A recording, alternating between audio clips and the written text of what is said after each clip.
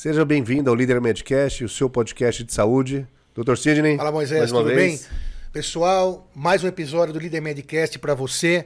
Não se esqueça, se inscreva lá no canal, que é isso que deixa possível com que a gente traga novos episódios, novos assuntos. Líder Medcast, o seu podcast de saúde, trazendo para você informação correta, informação excelente nessa área. Hoje temos a honra de receber aqui o Dr. Leonardo Lourenço, médico formado pela USP, neurocirurgião pelo Hospital das Clínicas, escritor de livros maravilhosos, os quais eu tive o prazer de ler e sempre causa uma mudança em nossas vidas. Leonardo, uma honra tê-lo aqui. Obrigado. Muito obrigado pelo convite, Sidney. Muito obrigado pela honra de estar aqui conversando com você e com o Moisés. É um prazer. Seja bem-vindo, doutor. O que nós vamos falar aqui hoje, Moisés? Sobre o poder do cérebro, vamos abordar alguns assuntos do livro, alguns assuntos sobre crenças, valores, a formação do ser. Vou fazer uma pergunta já bem aberta. Explique um pouco de uma forma bem simples, doutor Leonardo, o poder do cérebro. Para a gente entender o poder do cérebro, a gente pode começar entendendo como é que ele se formou, né, nos seres vivos, né? Porque nem todos os seres vivos têm cérebro, né? As plantas não têm, seres mais primitivos também não têm. Então, quando os organismos começaram na natureza a ficar cada vez maiores e mais complexos, houve a necessidade de organizar essa complexidade. E a estrutura eleita pela natureza para isso foi o cérebro. Então, você imagina os primeiros seres vivos rudimentares eram como pequenas empresas, né? Pequenos comércios que eles não têm CEO, eles não têm presidente, eles não têm diretoria. Por quê? Porque são pequenininhos, eles funcionam sem precisar de uma central de comando. Conforme os seres foram ficando cada vez mais complexos, houve a necessidade de um centro de comando dessa complexidade toda. Então, é mais ou menos a importância da presidência ou da diretoria numa grande empresa. É claro que ela tem grande influência, mas o cérebro não funciona sozinho, né? Uma empresa não pode contar só com o seu presidente e com a sua diretoria. Ele precisa, desde o pessoal que faz a limpeza, cuida da alimentação, até quem toca o serviço, como o pulmão, o coração e o resto do nosso corpo, né? Os hábitos são formados, mas os nossos atos são feitos através de músculos, de braços, da voz, de perna. Eu, para escrever o livro aqui que vocês comentaram, precisei usar lá o computador para digitar. Então, é um conjunto da obra que tem essa força também. O cérebro serve para orquestrar isso, o maestro dessa... Exato. E usar exatamente essa expressão da orquestra. Ele que acaba orquestrando o corpo de uma forma geral. Exato. E são criados hábitos que a gente faz rotineiramente, que a maioria desses hábitos são automáticos. E como que se formam esses hábitos inicialmente, né? Que nós temos bem enraizados, conforme você... Eu vou citar sempre o livro, porque acho que acaba sendo um balizador para a nossa conversa, porque você vai profundamente nessas questões. Esses hábitos, como e quando eles são formados, e se você conseguir também explicar para quem é leigo, fisicamente, anatomicamente, eles também são formados anatomicamente, ou é só uma ideia? Explica isso pra gente. Isso essa é a questão cerne da questão. Isso, essa é uma coisa muito importante. A gente já nasce com um cérebro pronto para desenvolver hábitos, né? Hábitos são uma forma de economia de energia, de eficiência energética para o cérebro, né? Veja, o cérebro, ele ocupa... ele pesa 2% aproximadamente do nosso corpo, né? Corresponde a 2% do nosso peso, mas consome 20% da energia. Então é uma estrutura muito custosa para ser mantida, né? Então a gente precisa ter eficiência energética. Como é que faz isso? Automatizando os nossos padrões de comportamento. Quanto mais automático, mais fácil isso for feito, menos energia a gente gasta. Consciência, pensar sobre as coisas, gasta muita energia. É uma parte que a gente consegue... Quando a gente está pensando racionalmente, conscientemente, a gente usa muita energia para produzir um pequeno pensamento. A parte não consciente, automática do cérebro, é o contrário, ele consegue fazer vários pensamentos simultâneos gastando muito menos energia. E ainda assim é um gasto alto, comparado com o resto do corpo. Exatamente. E aí a gente precisa, então, automatizar os nossos hábitos para conseguir fazer tudo o que o corpo humano precisa fazer sem precisar gastar muita energia, né? Então, por isso que quando eu estou falando aqui com você, eu não estou pensando na respiração, eu não estou pensando no batimento. O cérebro está controlando tudo isso enquanto a gente está conversando aqui. Eu estou mexendo a mão aqui e não estou nem percebendo que eu estou mexendo o dedo aqui. Imagina se ele precisasse pensar, se eu precisasse pensar para pegar uma caneca. Olha quanta coisa envolvida, né? A gente travaria, não seria viável biologicamente. A gente não teria chegado aqui como espécie dominante do planeta se a gente não tivesse desenvolvido esse sistema de automatizar os hábitos e os comportamentos. Então, por isso que o cérebro automatiza. Como é que ele faz isso? O cérebro basicamente tem três estruturas mais preponderantes. Uma é a parte mais primitiva do cérebro, que é o tronco encefálico, a parte mais antiga, reptiliana, por assim dizer, que cuida da parte vital, respiração, batimento do coração.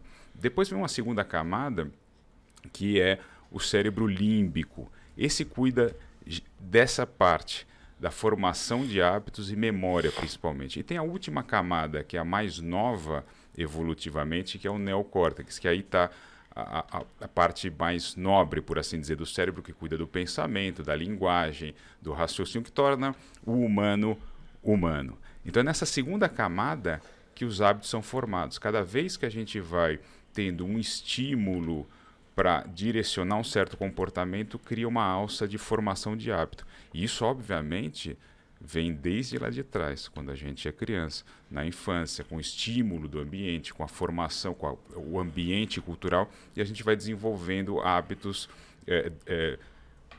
saudáveis ou não tão saudáveis, né? E isso vai sendo reforçado. Então o cérebro já tem a sua estrutura biológica, física, fisiológica, só que a formação de hábitos, então, não depende de nós. Depende do meio qual vivemos, ou de uma parte genética? Em parte, né? O mecanismo biológico já está pronto, a genética já está toda pronta, a maioria de todos os hábitos que a gente desenvolve na vida não é escolhido pela gente, já vem de fábrica, por assim dizer, formado, mas a gente também tem um certo grau de liberdade para manipular e determinar novos hábitos. Interessante, né? Essa fala, um certo grau de liberdade. Isso, exato. Esse grau seria muito baixo. Eu não diria nem baixo nem alto. Eu acho que ele é na medida do que a gente precisa para ter uma vida plena e feliz. Desde que a gente não se iluda em dois lados, de que a gente tem liberdade absoluta, isso é uma falácia, a gente não tem liberdade absoluta, porque já tem muita carga genética, ambiental e cultural que nos limita em vários aspectos. E é impossível, né, fugir delas, né? Exato. Então, assim, por mais que eu faça um curso de coach para me transformar num rinoceronte, eu posso ler todos os livros de como virar um rinoceronte, eu nunca vou virar um rinoceronte porque eu não tenho o DNA, a genética para me transformar num rinoceronte. Mas, para aquilo que a gente almeja de fato, né, que é uma vida em paz, plena, propositiva e feliz, a gente tem liberdade mais do que suficiente para transformar hábitos não tão legais em hábitos mais saudáveis e mais alinhados com o que a gente persegue na nossa essência e para ter uma vida mais plena. Você tinha falado das três... Esse mesmo. Das olha três aí. camadas. Cérebro, pode pegar aqui a... Entrega para ele, Gustavo. Vamos, estagiário. Vai, estagiário. Isso, obrigado. Das três camadas, esses para o pessoal, explica para o pessoal de casa como que seria mais ou menos então, isso. O que eu falei, o tronco encefálico é essa parte marrom, né? Essa cuida da parte vegetativa que a gente fala, que é da respiração, do trato gastrointestinal, das funções. Faz com que elas funcionem, isso, né? Quando pra a gente gente fala ficar cuidar... vivo. Isso, para a gente se manter vivo e sobrevivendo, essa é a parte mais antiga do cérebro, né? A parte que primeiro foi formada na natureza. Tudo isso lá está dentro do crânio, né? Vamos Exatamente. dizer assim, ali uma parte do principalmente cervical. na base do isso. crânio, né? Na base do crânio. A segunda camada, que é o sistema límbico, essa em vermelho. E essa é a principal responsável pela automatização dos nossos hábitos. Né? Pela automatização, então. Exatamente. Essa é a parte que vem lá da genética e vem...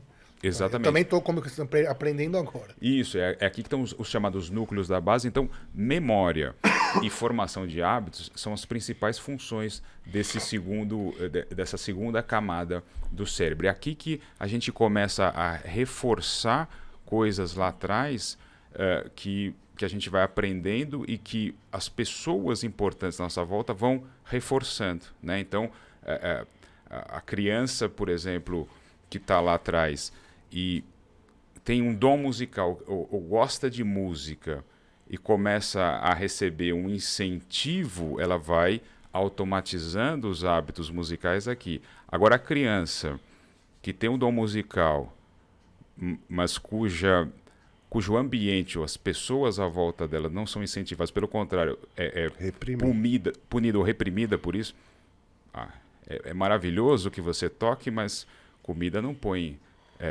música não põe comida na mesa. Então, para com essa história e vamos estudar para virar engenheiro, médico ou advogado. Né? Isso aí vai sendo tolhido e o hábito de alguém que poderia virar Mozart ou Beethoven deixa de existir porque não foi estimulado pelo ambiente em que essa criança foi sendo formada. Principalmente no começo da vida. Principalmente. Sobretudo no começo da vida. Mas isso é outra coisa que nós vamos discutir daqui a pouco. Sobre isso, mas é demais. A gente tem uma mágica no cérebro que chama neuroplasticidade que nos dá esse grão que pode ser pequeno sob o ponto de vista biológico, mas ele é enorme sob o ponto de vista prático para a gente ter uma vida mais próspera, feliz e plena. E a terceira camada é o neocórtex, que é a camada mais nova do cérebro no ser humano, responsável aí pela consciência, pelas funções cognitivas, né, e executivas mais nobres do cérebro. Atenção, raciocínio, concentração, né, o que torna o humano é o neocórtex. E esse neocórtex é onde fica, então, a parte consciente. Consciente, exatamente. Então, para o pessoal entender, a parte que você... tem algum comando, então recapitulando, e a porcentagem, que a gente não falou sobre isso, dessa parte que tem o comando e do resto que é a parte inconsciente. Se a gente fosse transformar numa porcentagem, não anatômica, mas funcional, seria muito e quanto, e pouco, mas quanto? Então, depende de qual critério que a gente usa. Né? Se for um critério em termos de massa, você pode ver que o neocórtex ele é bem grande. E ele gasta muita energia. Né? Ele tem um custo para ser mantido muito alto. Mas isso tem uma razão de ser, né?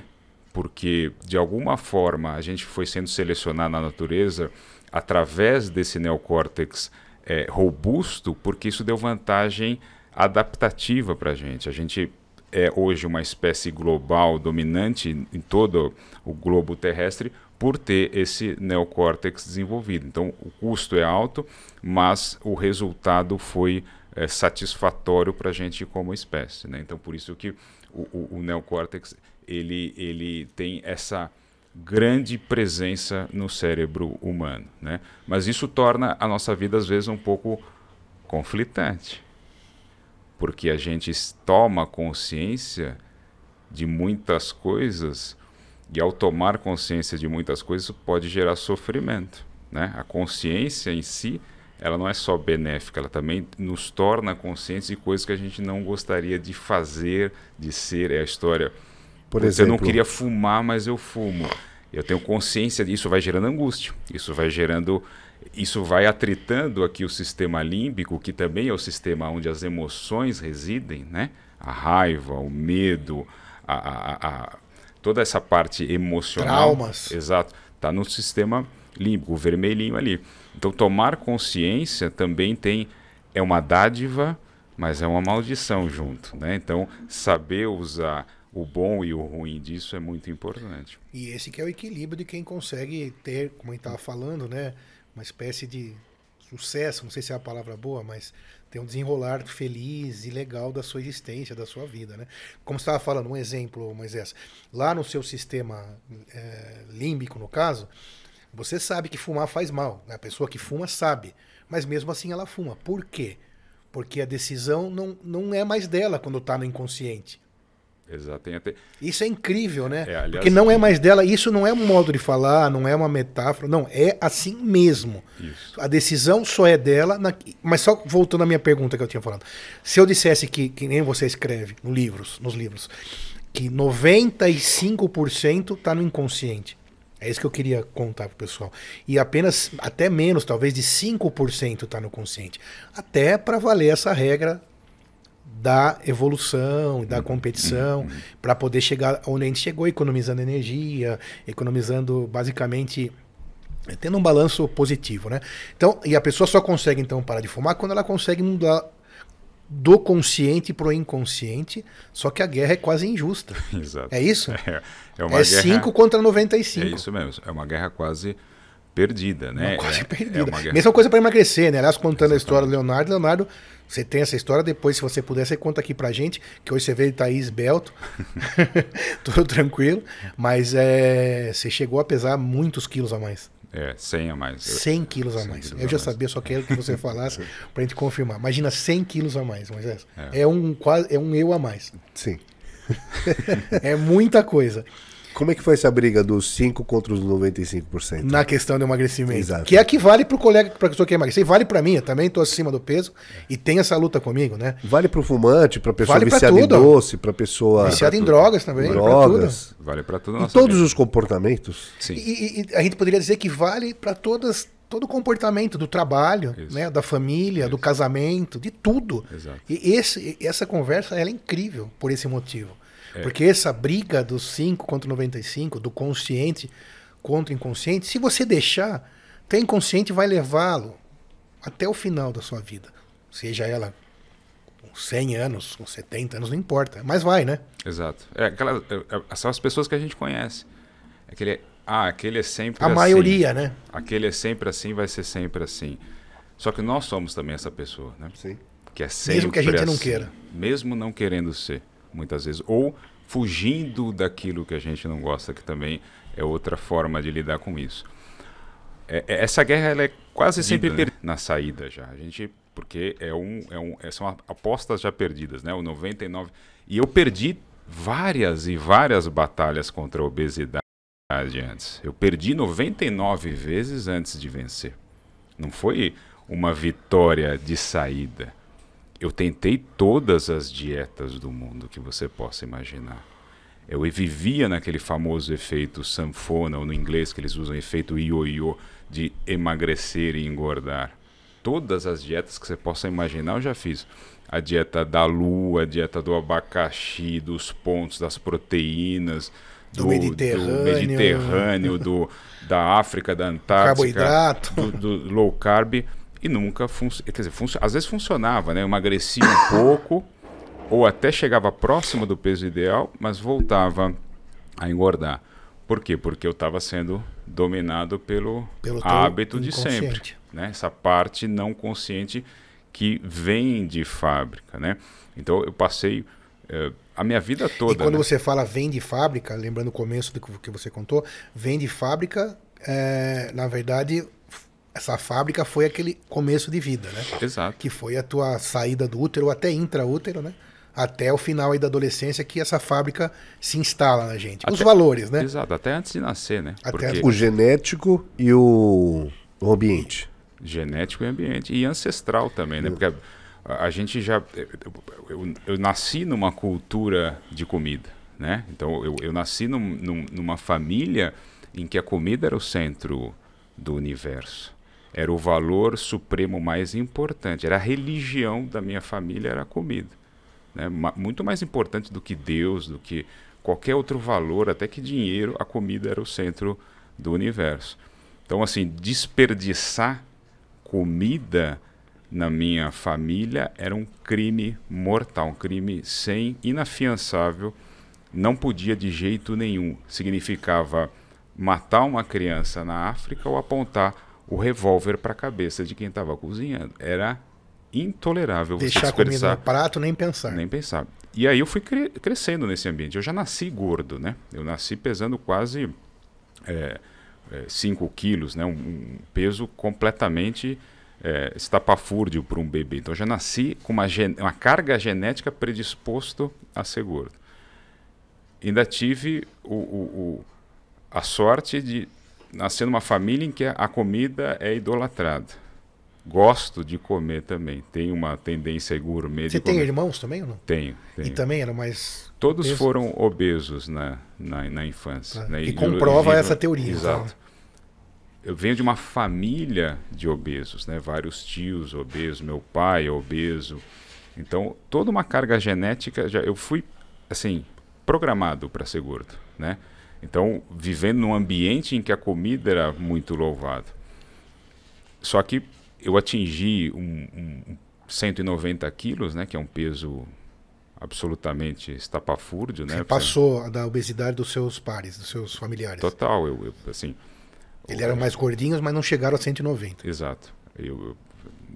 Eu tenho familiar que é daqueles do tipo dos quilos mortais, que aparece que fica acamado. Tem familiar obeso mórbido. Eu também fui obeso mórbido. Com 190, a classificação já vai para total. Eu tinha critério total para fazer a cirurgia bariátrica, inclusive. Essa parte é legal, né? Eu estava decidido a operar, inclusive, né?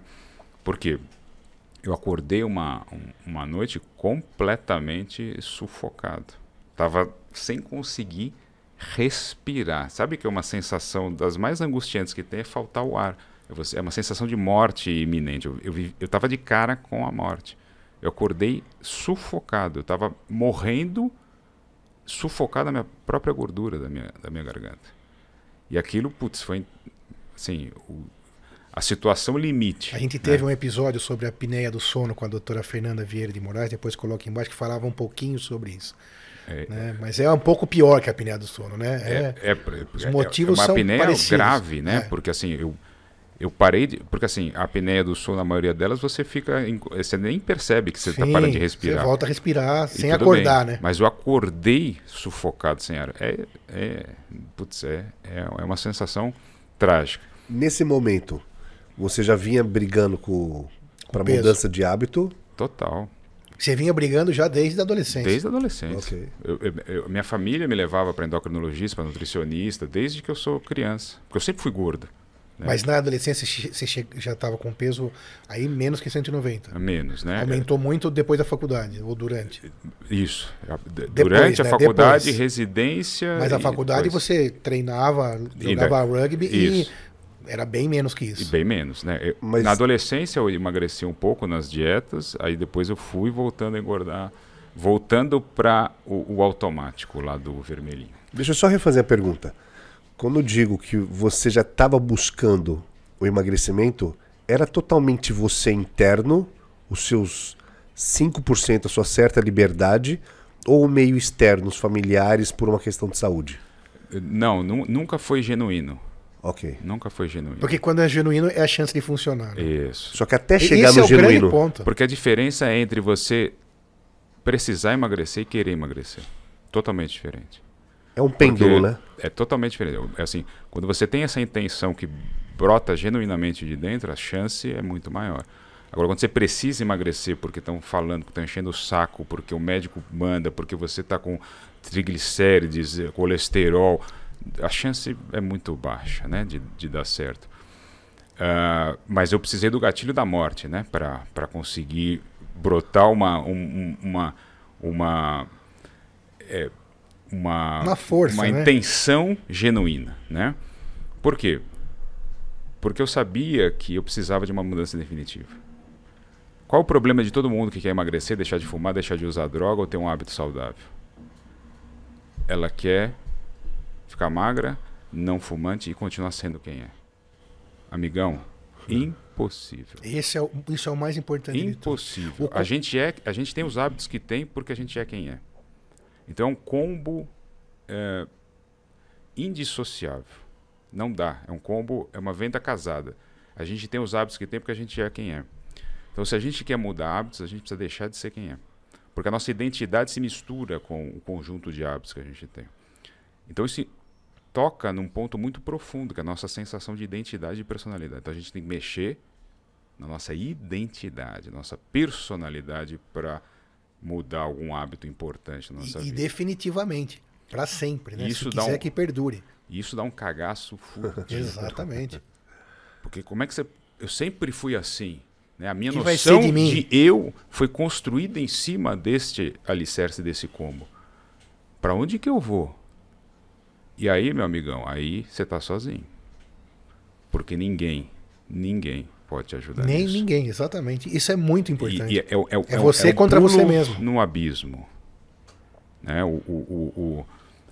É assim, é você se jogar no abismo sem saber o que vai acontecer. Porque não tem garantia nenhuma. Só que se você não se jogar no abismo, você nunca vai conseguir deixar de ser quem é. Tem uma história muito bacana, né? Que é a seguinte. Eu posso contar uma pequena anedota para entender o que é isso? Lógico, deve. Então, uma história é a seguinte. Tinha um povo muito antigo que estava acuado pelo exército mais poderoso da época. E eles estavam acuados no cantinho do litoral. Era uma guerra perdida, que nem a Guerra dos Hábitos, é uma guerra perdida. Se a gente for tentar lutar assim, na marra. E eles, sem saber o que fazer, começaram a tentar achar uma solução. E se dividiram em 4 grupos com opiniões diferentes. Um grupo falava, vamos nos render, não há o que fazer, a gente vai ser dizimado. O segundo grupo falou, não, vamos enfrentar esse exército. O terceiro grupo falou, não, vamos esperar a maré baixar para tentar escapar pela praia. Um quarto grupo falou, não, vamos orar para Deus para tentar ver a solução. E aí os 4 grupos então foram consultar o líder deles para ver qual dessas 4 opiniões eles seguiriam. O líder deles então foi ter com Deus uma conversa para voltar com qual das 4 alternativas seria a ideal. E o líder volta e fala para cada um desses grupos, não, vocês não vão se render, vocês também não vão enfrentar esse exército, nem ficar esperando maré nenhuma e nem ficar rezando para Deus. Vocês me acompanham e vamos atravessar o mar para o outro lado. Eles olhando assim, o cara tá louco. Como assim? A gente não consegue nem ver a outra margem, vou atravessar o mar para escapar para o outro lado? Sim, vocês vão me seguir. Sem desesperados, sem ter o que fazer, eles... Bom, já estamos ferrados mesmo, vamos seguir o cara. Né? Perdido por perdido. E entraram no mar. Aí a água, né? Não acontecia nada, eles só chegaram com água no pescoço, já xingando o líder deles. Esse cara tá louco, a gente vai morrer aqui. E quando eles já estavam no meio da travessia, eis que o mar se abre.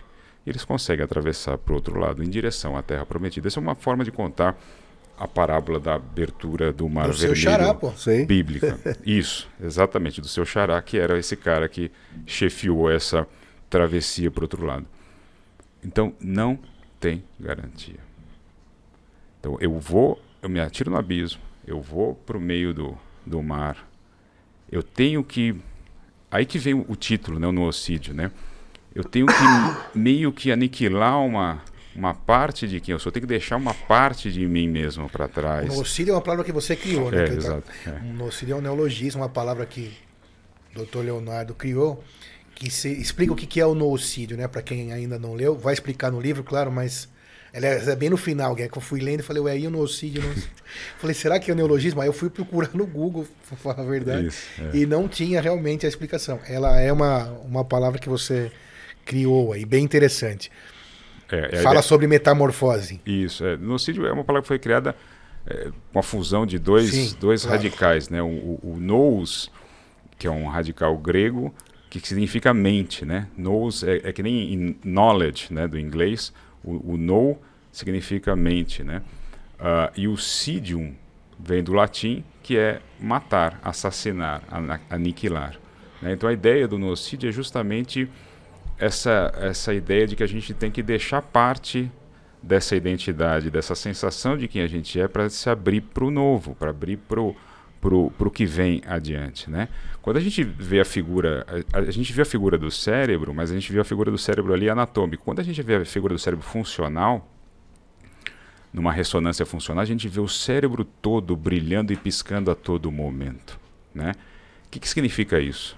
O cérebro adulto, ele já está completamente tomado por todos os nossos circuitos já formados lá na infância, dentro do útero da nossa mãe. Então, não tem como algo novo entrar nesse cérebro se algo antigo não der espaço para que esse novo entre. Então essa é a contraparte biológica disso. Existe uma questão biológica. Isso é interessante. Não então, dá. Se tem o antigo, aquele pedaço, como se fosse um hardware, já está ocupado. Ele já está ocupado. Não dá para. Não tem milagre. Não tem espaço mesmo. Exato. Isso é uma dúvida minha mesmo. Exato. Porque essa neuroplasticidade, que é essa mudança de todo esse cérebro, da parte, portanto, consciente, inconsciente também, certo? Uhum. Ela precisa de mudanças anatômicas. Então, quando você termina a tua formação, seja lá com qual idade, talvez tenha diferença entre as pessoas, mas ela ocupa aquele hardware inteiro. Exato. Então, para que você possa praticar essa mudança, para praticar essa neuroplasticidade, precisa abrir mão de alguma coisinha. Isso, antes da gente começar a conversar aqui, você falou sobre a formação do Líder Medcast, falando que a ideia era evitar as fake news, né? Disseminação inadequada de informações médicas para a população. Uma das maiores fake news e das mais perigosas que existe é a gente achar que a gente só ocupa 10% do nosso cérebro. A gente usa, né? Só isso. Não existe. A gente não usa só 10%. Usa mais ou menos. A gente usa 100%. Veja, por quê? Ouçam isso. Ouça isso. Lembra que eu falei? Você não usa 10% do seu cérebro, não. Usa 100%. Usa 100%. Senão não faria sentido aquele negócio da sobrevivência. Exatamente. Do desperdício, da energia, que é cara. Exato. O cérebro é a estrutura mais complexa do que se tem notícia na natureza. O cérebro humano. É muito custoso, sob o ponto de vista biológico, energético, manter uma estrutura como essa. Para utilizar só 10. Como é que a gente, da natureza, vai fazer um troço tão complexo desse e deixar 90% oco? Não existe isso. É como se, assim, 90% tivesse teia de aranha, tivesse um vácuo. E aí, bom, aí seria muito fácil, né? Aí bastaria qualquer baboseira motivacional, de pensamento positivo, de chegar, eu quero atrair não sei o que para minha vida, o não fumo, o emagrecimento, e vou ficar lá pensando positivo. Nada contra o pensamento positivo. Eu acho que o otimismo é muito bom nas nossas vidas. Mas você achar que você vai atrair uma coisa boa para ocupar esses 90% que estão ocos, não funciona, amigão. Porque biologicamente é impossível isso. O que significa? Que eu tenho que reformar circuitos que já existem para que eles possam disparar neurologicamente, biologicamente, com outros padrões de comportamentos. Reformar. Reformar. Essa é a palavra. Reformar. Eu amei essa palavra. Olha, essa aí. É isso, a ressonância funcional. Né? O tempo todo o cérebro está sendo usado. Não tem 90% oco. Tem o que está aí. Esse é você. Né? O que você entende como você. Então, se você não deixar um pouco de você mesmo no caminho para fazer um outro eu, não vai funcionar. Ou seja, vai doer. Vai doer. Eu acho que isso é um ponto muito importante. Emagrecer vai doer. Parar de fumar vai doer. Começar uma rotina de exercício vai doer. Ter sucesso profissional vai doer. Aprender a ler vai doer. Aprender a fazer conta de mais e de menos vai doer. Isso. E é um doer, entre aspas, né? Porque não é exatamente uma dor física, né? Vai ser difícil. Por quê? Porque aqueles 95% querem que você não faça... também não é que querem que você não faça nada. Querem que você continue apenas andando. E que tudo bem. Eu não sei quantas pessoas, mas imagino que muitos de vocês, muita gente, só quer isso mesmo. E tudo bem também, certo? Exato. Tudo bem. Agora, se você quiser mudança, isso eu também não tinha pensado. Você precisa esvaziar aquele software que você baixou. É como baixar um software, né? Como baixar um programinha, um aplicativo. Tem que deletar alguns para poder instalar outros. Agora, isso mesmo. Essa metáfora do aplicativo ela é perfeita, né? Se você comprar um computador, um tablet, um celular, todos eles já vêm com apps instalados. Sim. Com programas e softwares instalados. E aí você começa a usar, vai rodando, vai vivendo a sua vida. Perfeito. Se você está bem confortável com isso, vai tocando. Mas se você começa a ver que não tá... A conta não está fechando, você não está sentindo... Para você não tem está alguma fechando, angústia dentro de você que não... Então é hora de começar a deletar os softwares que você recebeu, os apps, e instalar novos. E isso o cérebro faz. Essa é a mágica da neuroplasticidade. E essa é a parte consciente, que você Exato. consegue mexer conscientemente. As duas, né? Mas é difícil também, isso, né? Tanto essa parte consciente como a não consciente. O cérebro todo ele consegue fazer essa neuroplasticidade, né? Então a gente... tem essa mágica da mudança que a gente pode implementar na nossa vida. Agora, pegando essa conversa de vocês e voltando um pouquinho sobre a história do líder, da história do Moisés. Tanto a história do Moisés como do celular ou do notebook que já foi de fábrica com alguns aplicativos instalados, eu vou precisar de um técnico, a maioria das vezes, ou a minoria das vezes, para alguém instalar esse novo aplicativo, ou vou precisar de um Moisés na minha vida. Ou às vezes sozinho. Onde eu quero chegar com isso? Boa pergunta. Hein? Essa mudança. Eu preciso de algum fator externo, uma pessoa, um profissional. Um terapeuta. Psiquiatra. Onde está essa ferramenta? Exatamente. Pergunta de 1 milhão essa. Pergunta difícil, hein? Pode pular? Vamos pedir ajuda aos universitários. Mas nós mesmos somos universitários. Não vai ter pra Seguinte, veja, por definição, o Homo sapiens, ser humano, não vive sozinho. É impossível a gente fazer qualquer coisa sozinho. Esse podcast aqui não está acontecendo porque tem só o Sidney, nem porque tem o Moisés com o Sidney, porque tem o pessoal que está ali atrás na produção, tem o Luciano, entendeu? Ajudando. Sim. Então, assim, é o conjunto. Eu preciso ter esse ímpeto transformador que vem de dentro, e é a partir dessa entrada no mar. O ímpeto é a vontade inicial. Isso, esse ímpeto inicial. Você falou sobre a palavra sucesso, não sabia se era melhor. Em inglês eles têm uma palavra muito boa que chama bliss. Eu não gostei, eu falei sucesso, mas eu mesmo não gostei. Bliss. Bliss, é bem-aventurança, né? Que acho que vai mais alinhado.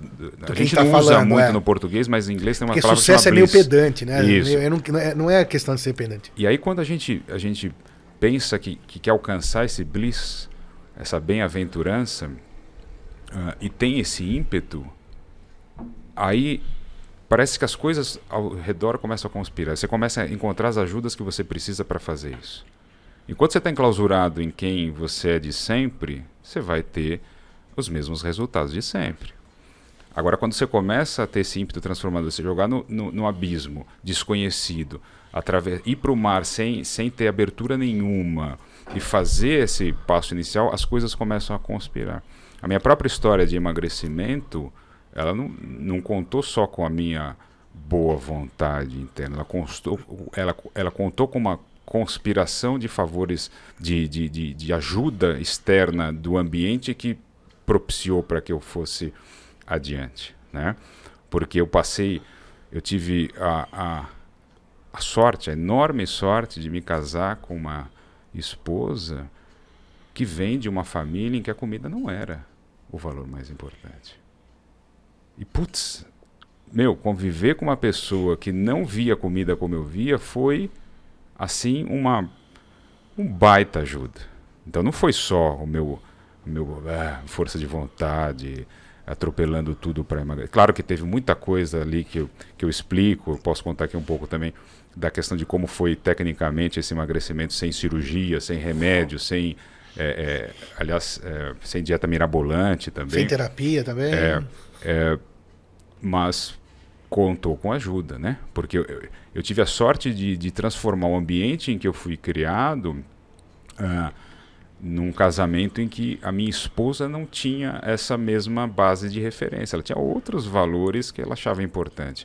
E essa convivência foi fundamental no meu processo, uma baita ajuda para fazer isso também, né? Então, se você vai buscar ajuda com médico, com psicólogo, acho que tudo é válido, você entendeu? Desde que seja, obviamente, você esteja cercado de pessoas que queiram realmente seu bem, que sejam competentes, que tenham profissionalismo, isso é fundamental, né?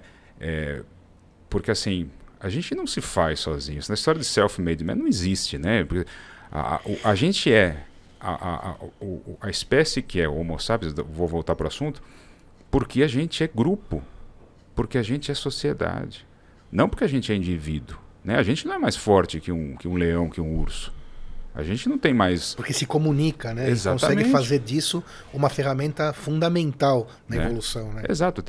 Inclusive, antropologicamente, a gente consegue resgatar isso na chamada revolução cognitiva.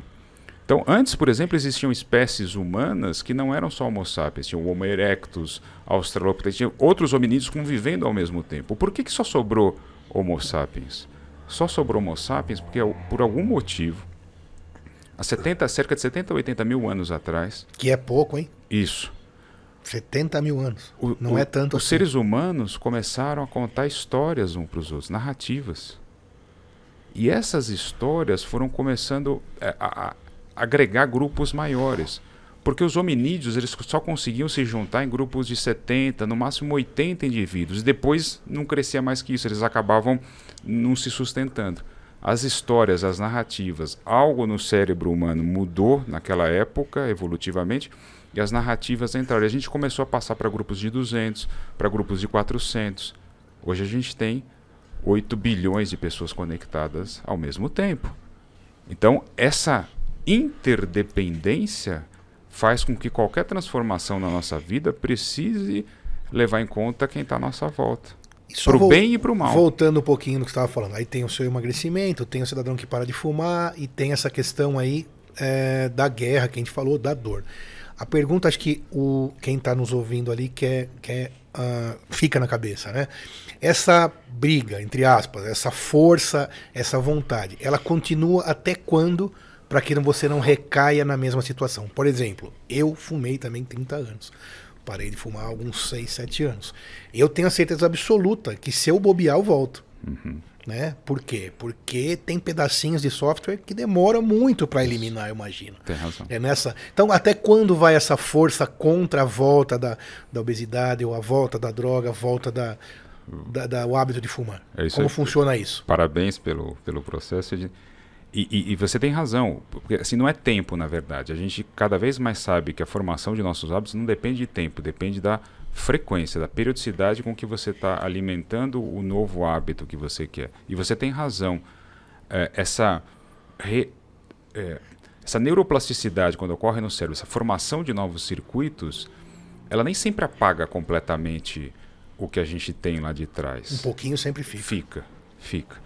O que a gente faz é enfraquecer aquilo que veio. Na verdade, ele não apaga, não deleta completamente. Ele vai para a lixeira, né? Sim. Mas é uma lixeira que ela não some para sempre. Se a gente for lá e resgatar da lixeira e começar a pegar os mesmos gatilhos e voltar para os mesmos... Volta tudo. Tá tudo lá. Tá tudo lá. Tá pronto para voltar, que nem andar de bicicleta. Você não apaga. Você pode ficar 40 anos sem andar, mas você vai... Talvez no começo você não ande tão bem, mas se você insistir, você volta a andar. Então, a fala do Dr. Sidney, a sua, me veio outra pergunta que acho que vai casar bem com o assunto. Se eu deixei um hábito, eu mudei um pouco da minha personalidade, eu deixei ela para trás. Boa. Pode ter gatilhos que retomem o meu comportamento, a minha antiga personalidade que retome o meu comportamento? Pode. Ou o meu vício? Pode. Isso pode acontecer. E são as recaídas, né? Ou uma substituição também existe? Uma compensação. Se eu deixei de fumar, deixei de comer, deixei de qualquer tipo de mudança. Sim, entendi. Entendeu? Entendi o que você quer falar. A gente pode pegar o exemplo do que a gente tem visto, por exemplo, em cirurgia bariátrica, né? A cirurgia bariátrica é um método muito eficaz para emagrecer, mas quem não tem uma transformação do cérebro junto com a transformação do sistema digestivo pode ter problemas. Ou de voltar a engordar mesmo sem estômago, e existem casos que a gente observa de pessoas que voltam. Eu tenho um amigo que voltou a engordar mesmo ou mais do que era antes da cirurgia bariátrica, porque você dá um jeito, né? Seja por bisnaga de leite condensado, seja por litros de refrigerante ou bisnaguinha de leite condensado, você volta a engordar. E tem casos de pessoas que têm visto um certo aumento da tendência de alcoolismo, né? Pós-cirurgia bariátrica. Por que isso? Porque às vezes a muleta da comida está sendo substituída pela muleta do álcool. Por quê? Porque, na verdade, a comida estava fazendo uma função para aquele cérebro que tinha um símbolo para ela, porque o cérebro humano tem essa capacidade magnífica de encontrar símbolos e funções além das coisas físicas que ela tem, né? Então, para que serve a comida? Só para nutrir, mais nada. Mais nada. Deveria. Tecnicamente é isso. Só que a gente vive hoje numa cultura em que a comida vai muito além disso. Ela tem símbolo de status, de socialização, de comemoração, de celebração. Mas a comida não foi feita para isso. Vamos e venhamos, biologicamente ela só serve para nutrir. A mente humana é que vai colocando símbolos em torno disso. Quer ver um outro exemplo? É o símbolo do dinheiro. A mente humana e a propaganda que gira em torno disso. Claro. O dinheiro é um pedaço de papel. Né? Ou foi criado como um pedaço de papel, um pedaço de moeda, de metal ou de sal que passaram a falar que aquilo valia alguma coisa. E a gente acreditar naquilo é que torna aquilo poderoso. Né? Então, esse símbolo que a gente vai colocar... Então, assim, no meu caso, a comida sempre teve muito mais símbolos, funções e valores do que só a nutrição. E foi por isso, mais a genética, mais o ambiente familiar e cultural, que me tornou um obeso mórbido extremo a pesar 190 quilos. E aí foi quando eu tive a oportunidade de transformar esses símbolos, essas funções, que eu consegui deixar a obesidade para trás sem cirurgia, sem dieta mirabolante e sem remédio. Porque eu fui transformando através de hábitos e comportamentos, não é só assim, ficar pensando. O poder da mente, o pessoal pensa que é se sentar num coisa e ficar assim, meditando. Não é isso, gente. É fazer e fazer. Que a gente falou agora há pouco, tem que doer. Exato. Tem que ser difícil, porque se fosse fácil não existiriam. Isso, é incômodo no começo, incômodo, né? Melhor essa palavra. Incômodo. Isso, ele é incômodo, mas uma das coisas que a gente se perde é a gente focar muito no negativo da mudança, né? Uma vez a minha esposa me perguntou, quando você soube que você realmente tinha deixado para sempre a obesidade para trás? Essa pergunta eu não tinha parado para pensar direito. E aí eu demorei uns dias para refletir e responder para ela. Eu soube que eu jamais voltaria a ser obeso a partir do momento em que eu passei mais a comemorar e a celebrar meu novo eu, minha nova vida, do que lamentar e sair do luto do obeso que eu era. Então essa parte de se recompensar, de começar a focar e celebrar as coisas boas que vêm nessa mudança, ela é fundamental, porque senão o seu cérebro não vai te ajudar nisso. Ele vai te sabotar. Por que ele te sabota? Porque você fica focado só na parte negativa do sofrimento da mudança. Porque todo sofrimento... Sidney foi prefeito, dói. Quem está sedentário começa a ir para academia, o que vai acontecer? Vai doer o corpo, vai se sentir mal, vai... Só que se ela não passar esse primeiro mês, esse segundo mês, esse terceiro mês... Nunca vai conseguir. E não começar a olhar para o benefício, né, a sensação de prazer que tem, o corpo ficar mais saudável, começar a perder peso, melhorar os índices clínicos e começar a focar nisso, o cérebro nunca vai ajudar ela a reforçar esse novo comportamento. O cérebro não quer mudança. A tendência do cérebro é a estabilidade, por uma questão biológica. Seria, né, a zona de conforto, que o pessoal fala. Biologicamente, então, a eficiência energética que gera essa tal da zona de conforto, né? Então... Gera e precisa, né? Isso. Então, foi quando eu comecei a celebrar o nascimento desse bebê, né? Dessa nova vida surgindo, muito mais do que ficar me lamentando no luto do velório de quem eu estava deixando para trás, é que foi a grande virada definitiva. Porque senão a gente fica nesses processos de luto, né? Emagrece, mas não celebra o nascimento da nova vida e volta então pro que era antes. Seja, aí esse luto é a abstinência, né? A abstinência da comida, a abstinência do cigarro, bebida, a abstinência. etc. E a gente abstinência inclusive para analgésico, né? A gente está cheio de gente aí tomando analgésico anti-inflamatório todo dia e acha que isso não causa dependência, causa dependência. né? E aí a pessoa depois, a gente vê um monte de enxaqueca causada, piorada por uso constante de analgésico. Fala para uma pessoa dessa para tomar analgésico todo dia, mesmo sabendo que faz mal. Ela não faz, porque a gente vive fugindo da abstinência. A gente vive fugindo desse lançar-se no mar, desse incômodo, desse lançar-se no precipício. Porque é muito incômodo.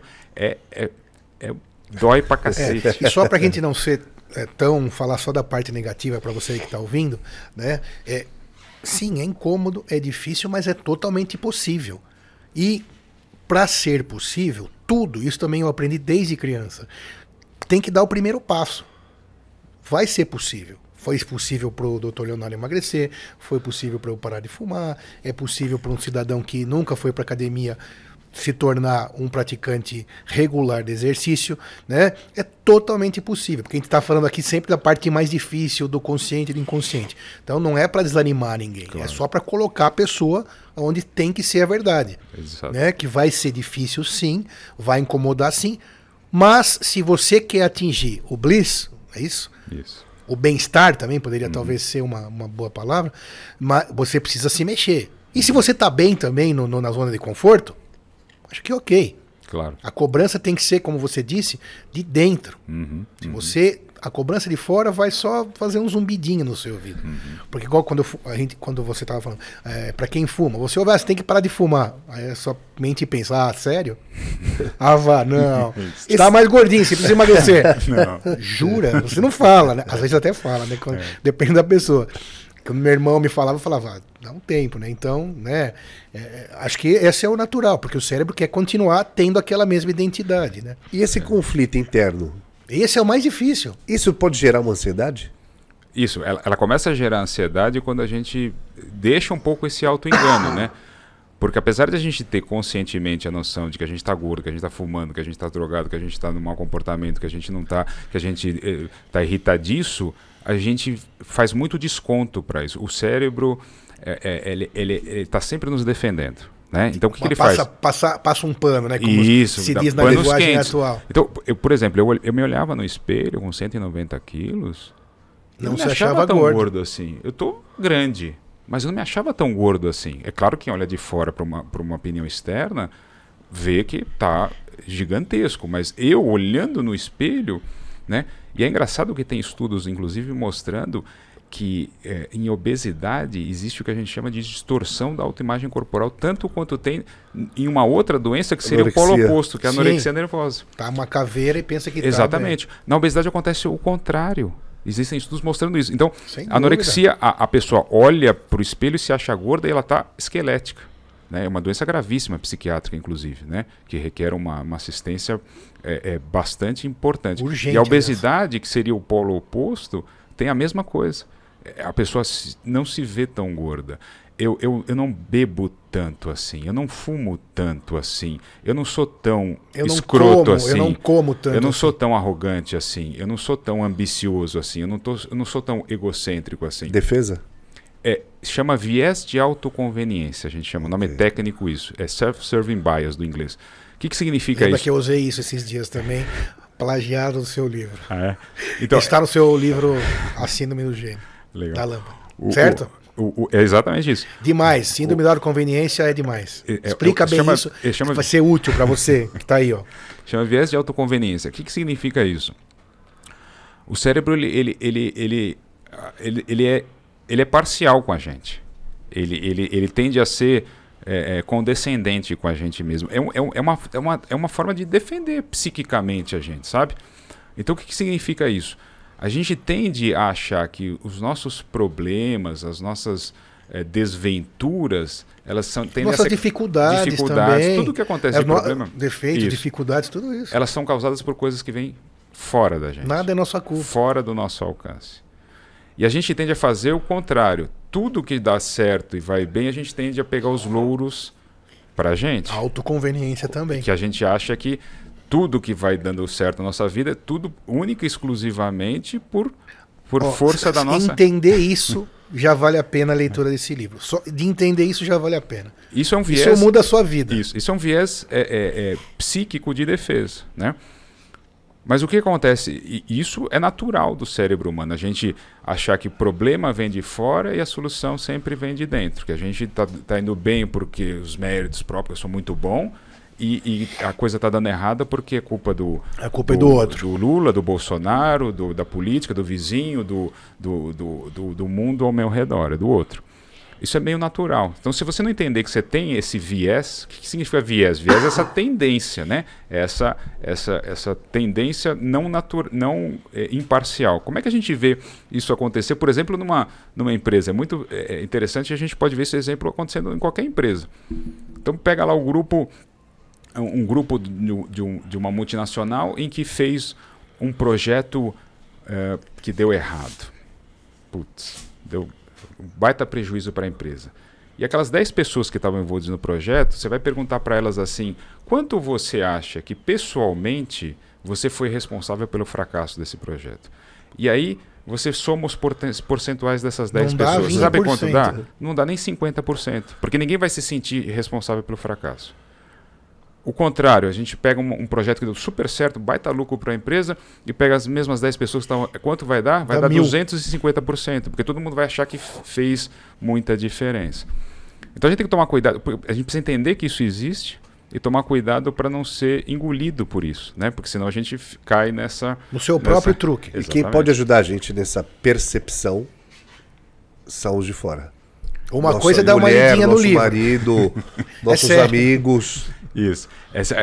Porque é difícil, às vezes, a gente perceber, ter uma autopercepção. Essa visão externa é importante, né? A gente desvaloriza muito a opinião dos outros, né? É claro que a gente tem que filtrar um pouco para não ficar enlouquecido com toda as opiniões. Pessoas de confiança. Exato. Mas um começa a falar, o outro começa a falar, o outro começa a falar, o outro começa a falar. Tem que acender uma luzinha. Espera um pouquinho. Sou eu o senhor de toda a verdade ou eu tô... Tudo acontece comigo de ruim? Ou eu tô me iludindo aqui nessa situação? Não. Porque essa visão de fora, ela tem a vantagem de olhar a coisa de forma mais imparcial e abrangente, né? Por quê? Porque a gente dirige a nossa vida como se a gente estivesse no motorista do carro mesmo. A gente só tem a visão do para-brisa aqui na nossa frente e da direção. Quando a gente passa a olhar de fora, a gente vê tudo. A gente vê o escapamento, vê o teto, vê a lateral, como se fosse a visão. O VAR. É isso, exatamente. Né? É o VAR. Você vai ter que olhar o seu próprio VAR. Olha que loucura. Olha que interessante. A gente mesmo fazer ver isso. De fora, né? A gente pode treinar o que a gente chama de metacognição. É um nome técnico para a capacidade que o cérebro tem de pensar sobre si mesmo. Olha que genial isso. Aquela terceira camada do cérebro neocórtex desenvolveu a tal da metacognição. As linhas espiritualistas chamam isso do eu observador, né? Tem até meditações para isso, em que a gente tenta sair um pouco de fora da gente mesmo, se ver de fora de forma mais imparcial, porque senão a gente acaba fazendo duas coisas. Ou a gente se ilude muito, ou a gente se chicoteia demais. Porque também tem e isso, ambas as né? situações te levam a fugir do bem-estar. Exato. Esse é o ponto, gente. Exato. Né? E essa nossa conversa é nesse sentido, de trazer esse bem-estar. Não é porque você vai aprender sobre a autoconveniência, porque para você descobrir que você é chato, descobrir que você é sei lá o quê. Não. É para você buscar ainda mais esse bem-estar. Se você não encontrar essa razão, você não vai sair do lugar nunca. Exato, porque senão eu vou viver preso a isso. Ou culpando todo o externo e reclamando de fora, e ao mesmo tempo sendo ingrato. E né? nem sabendo. E talvez nem sabendo. Sem saber. E sendo ingrato porque, como eu disse há pouco, ninguém se faz sozinho. Eu não consegui curar a obesidade sozinho. E aí eu passo a ser ingrato com todas as circunstâncias que me ajudaram a chegar onde eu estou nesse momento. Então, lidar com esse viés da autoconveniência é muito importante. E tem uma também. coisa importante, que nada disso que a gente falou aqui, pode ver que a gente não envolve culpa. Correto isso? Exatamente. Porque o que fez isso acontecer foi o ambiente, foi lá o hardware vazio que foi bombardeado pela tua família, pela tua escola, ou pela televisão, ou pela internet, e você não teve controle sobre o que entrou no seu olho, no seu ouvido, ou até no seu nariz, no seu tato, todos os sentimentos. Isso não tem como fugir, né? Quer dizer, a sua família estava lá para tentar te ajudar, mas também ninguém é Deus. Isso mesmo. Então não há culpa. Isso é importante que a gente entenda. A culpa, de quem é a culpa? Não é sua.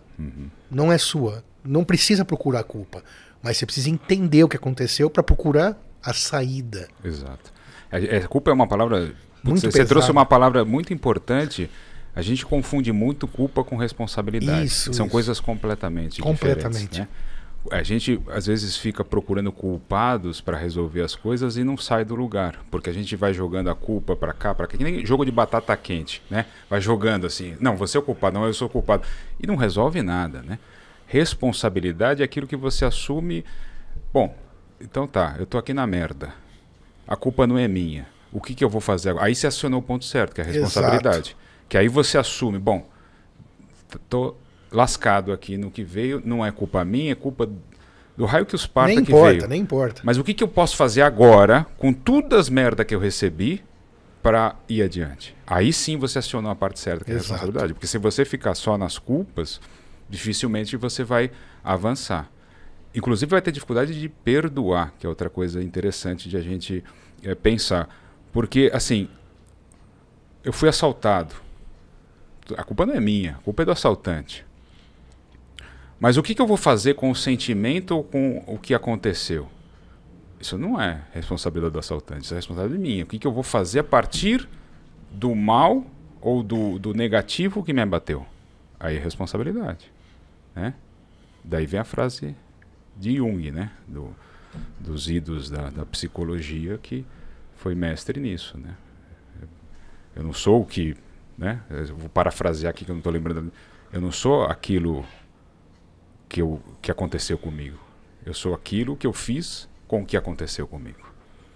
Isso envolve a culpa, envolve o perdão. Esse negócio de perdão é legal também, né? Porque você tem você precisaria de um outro podcast para a gente falar só sobre isso, que é uma parte legal que você fala no livro também sobre o perdão. E eu confesso também que aconteceu uma neuroplasticidadezinha aqui no meu encéfalo, onde você fala sobre perdão, né? A gente pode ir finalizando, já que o nosso horário vai acabando, mas pra gente falar um último assunto, que é sobre o perdão. O que o perdão tem a ver com o cérebro? Tudo. Tudo. Com a força do cérebro, tudo, né? Você fala uma hora, experimenta guardar o rancor. Perdoar é difícil, né? Você fala isso no seu livro. Você viu que você pode até fazer chamada oral comigo. Que perdoar é muito difícil e duro, mas experimenta guardar o rancor por muito tempo. Demais isso, né? Eu fiquei bem pensativo. Porque tem aquela frase, né, que a gente... musical, que eu não vou me lembrar aqui, mas que às vezes você guarda o rancor de algumas pessoas na sua vida. E não é bom. Né? Inclusive tem ciência, olha que interessante. O mais bacana de acompanhar o avanço científico hoje é ver a ciência começando a desbravar temas que antes eram da filosofia ou só da religião. Sim, isso, por isso que é demais. Isso, e tem estudos, tem meta-análises mostrando que são o poder... estudos científicos, né? Exatamente. Para as pessoas entenderem. Meta-análises são estudos de estudos robustos. Exato. O poder do perdão, por exemplo, na nossa saúde física e mental. Entendeu isso, colega que está aí ouvindo? É muito interessante. O poder da mudança que o perdão traz na sua vida real, não é filosofia, né? Isso é muito E o perdão importante. Sem o pedido de perdão. Independe disso. Muitas vezes sem o pedido. Independe disso. Agora, também você fala lá, e óbvio, né, para quem também tá ouvindo, perdoar o cara que te assaltou, por exemplo, não significa que você vai querer que ele te assalte de novo. Exatamente. E não significa que ele é santo. Isso, não tem nada a ver com isso, nada. Ou isso vale para tudo que a gente possa imaginar, né? Pra pessoas próximas, para não próximas, para políticos, vamos dizer assim, qualquer coisa. E o auto-perdão, perdoar a si mesmo, é o que te ajuda a doer menos na mudança. Porque quando você se perdoa, quando você se toca, puta, olha quanta merda eu fiz. Isso. E você se perdoa disso, isso é... Putz, é o elixir libertário que te diminui muito esse sofrimento de entrar no mar, de se jogar no abismo, de ir para academia, de parar de fumar. Porque libertador. É libertador. Porque você perdoa um capítulo da sua vida. E tem que fazer parte dessa mudança, esse perdão. Contra você mesmo, por você mesmo, né? Exatamente. Porque senão você vai ficar alimentando. E claro, né, Leonardo, você que opera cérebros, né, que vai lá e isso É o top, né? Claro, a neurocirurgia é uma área médica bastante complexa, mesmo para quem é médico, é uma coisa que não é uma coisa simples, né? Então, você opera cérebro, vai lá e coloca os instrumentos médicos lá, tira um tumor, clampeia um aneurisma, quer, né, fechar uma bexiguinha da artéria, etc. E você estudou muito isso, falamos aqui sobre várias coisas filosóficas, anatômicas, mas ainda tem muita coisa por vir. Imagino que tenha muita coisa, isso que a gente estava falando sobre o perdão, conseguir ter um estudo científico sobre o perdão. As coisas evoluem cada vez mais. Por exemplo, a neuroplasticidade, quando eu terminei a faculdade ainda, era uma coisa que se dizia que a neuroplasticidade só ia até uma certa idade. Eu sempre bati o pé nisso daí, que às vezes a gente briga com sogro, sogra, pai, pessoas mais velhas, né? Você é testemunha, sempre falei isso. A gente pode mudar sim a qualquer idade. Eu sempre falei, não é porque tem mais idade. A gente brinca até, né? Assim, tá rasgando dinheiro? Não tá, então pode aprender. Enquanto tem um cérebro viável, tem neuroplasticidade. Até o último suspiro tem chance de neuroplasticidade. Ouviu isso, você que tá aí? Para você entender a neuroplasticidade nas faixas etárias, é que nem você entender a minha esposa explicou isso, na cerâmica, né, na argila. Você já viu uma argila de cerâmica que vai secando? Ela fica toda dura.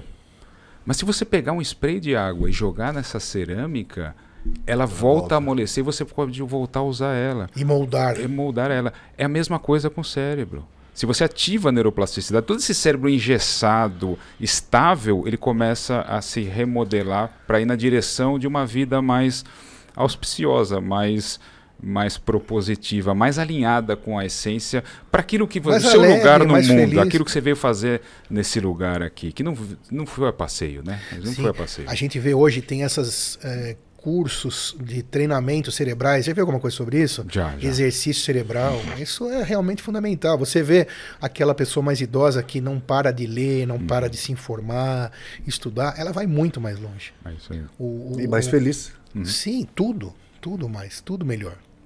Tudo melhor. A convivência melhor, a estabilidade de humor melhor, não tem menos depressão, ou seja, continua vivendo. Vivendo. Excelente, grande Leonardo. Obrigado. E aí, Moisés, aprendemos bastante? Você que está aí aprendeu bastante também? Leonardo, palavras finais do Leonardo sobre o cérebro, o que você acha, como que vai... É sempre essa frase pega de surpresa, né? Palavras finais, mas é para isso mesmo. O que você traz para o pessoal que está nos ouvindo em relação a isso que você escreveu, seus livros, Noocídio, A Síndrome do Gênio da Lâmpada, que fala justamente sobre esse exercício do cérebro, sobre usar tudo isso a nosso favor. Você aconselha o que procurar, onde que está essa chavinha? Olha, e aí? Essa é difícil. Essa parece final de debate político, as considerações. Considerações. O problema é que eu não treinei o discurso para falar nesses últimos minutos, mas tudo bem.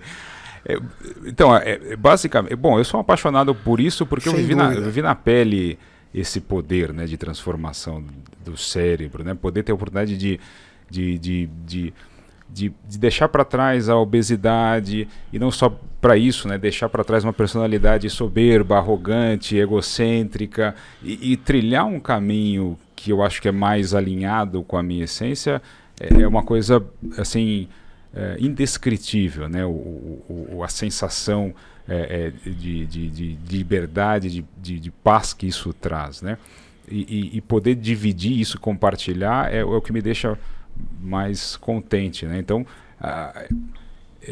eu acho que assim, se você está buscando, né, quem está assistindo aqui estiver buscando uma transformação, saiba que você tem, né? Você tem dentro de você as ferramentas biológicas, as ferramentas para isso acontecer, né? E colocando amor, né? Amor para si mesmo e para os outros, cara, você vai dar um jeito de ir adiante. Então, é isso que eu queria comentar. Obrigado pela oportunidade. Obrigado, Leonardo, por dividir conhecimentos. Moisés. Obrigado, Dr. Sidney. Dr. Leonardo, muito obrigado. Se inscreva no canal, não se esqueça, para a gente poder continuar trazendo para você assunto interessante, assunto legal, que vai fazer diferença na sua vida. Obrigado, Líder Medcast.